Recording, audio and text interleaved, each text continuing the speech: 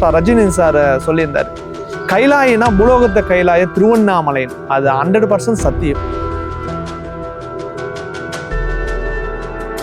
காசியில போயிட்டு வாழ்ந்து இறந்தா முக்தி, திருவண்ணாமலையில நினைத்தாவே முக்தி. இது முன்னோர்களும் மகான்களும் யோகிகளும் ஞானிகளும் சித்தர்களும் சொல்லியிருக்காங்க. இப்ப வாழ்ந்து இருக்கிற தொப்பியம்மா, பலாயிரம் சித்தர்கள் இன்னமும் வாழ்ந்துட்டு மலை மேல இன்னமும் சூட்சுமமா அருவமா வாழ்ந்துட்டு தான் இருக்காங்க.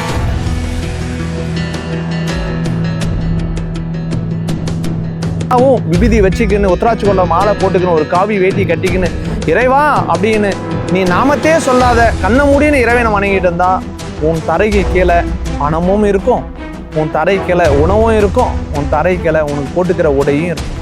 அந்த மாதிரி அள்ளி கொடுக்கிறவர் தான் இந்த திருவண்ணாமலை அண்ணாமலை.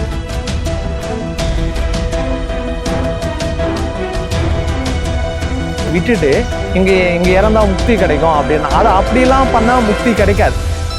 ஒரு மகன் ஒரு தாய் தந்தைக்கு செய்ய வேண்டிய கடமை முழுமையா செய்யலை என்று சொன்னால் அது பாவம் வராது, தோஷம் தான் வரும். அந்த தோஷம் என்னன்னு பார்த்தீங்களா, பித்திருகள் தோஷம் சொல்லுவோம். ஒரு முறை திருவண்ணாமலைக்கு ஒரு மனிதன் காலை எடுத்து வைத்து விட்டான் என்று சொன்னால் அவன் வாழ்நாள் முழுவதும் இந்த திருவண்ணாமலைக்கு வந்தே தீருவான். இதுதான் சத்தியம்.